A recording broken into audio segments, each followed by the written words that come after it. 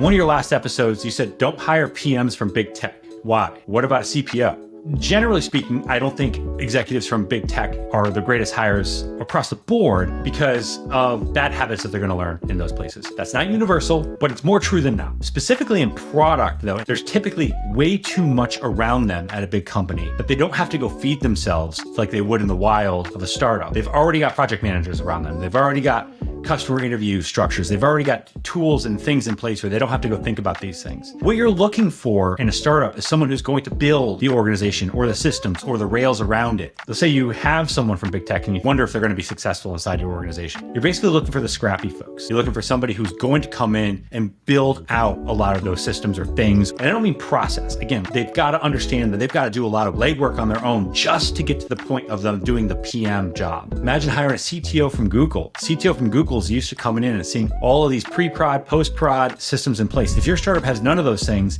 theoretically, they're going to have no experience building those. So you're going to look for somebody who has some of that or wants to go build that. And they have to understand and expect that that is the actual job, not come in, make one or two decisions a year and move on. Elon and Twitter have been in the news a lot lately. So if you were at Twitter, what would you do? I have no idea. I'm not inside Twitter. I don't know the code base. I don't know the numbers. I don't know a lot of the organizational structure, but just for fun, what would I do? Well, the first thing I would do is I was really look at how the organizations execute, how they're making decisions, how they self-organize, how they are structurally organized, and see what has to be done. My theoretical thought here is that it's largely Baroque and there's too much bureaucracy in place. We all know that smaller organizations execute better than larger organizations and information needs to flow quickly and rapidly. So what I would do is be looking to break down teams into very small autonomous executing units. And I would have them be full agency, deliver as much as possible, push as much code through as possible. And you want all of those entities to be independent as much as possible. Second, if you're talking about metrics and revenue, well, there's a lot of things that you can experiment with, and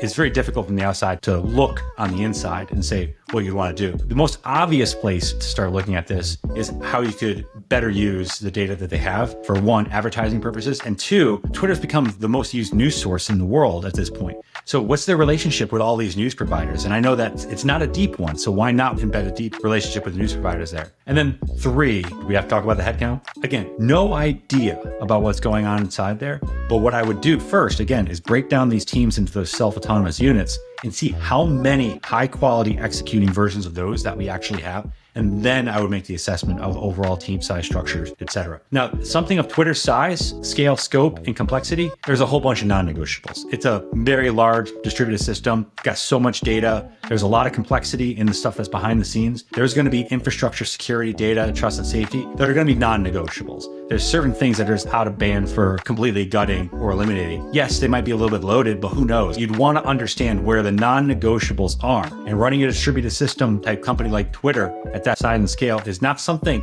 that very many people in the world have ever done. So you don't understand how many people it takes to run those things.